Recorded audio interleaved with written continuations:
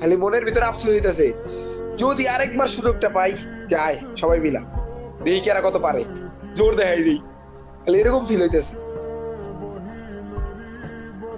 কিন্তু চাইলে তো করতে পারতাছি না। মাত্র 6টা ম্যাচ আছে, 2 দিন হলে ভালো হইতো, 2 দিন।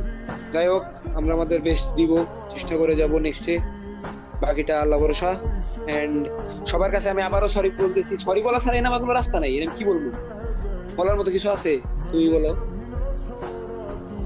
চেষ্টা তো কম করে যাইনি।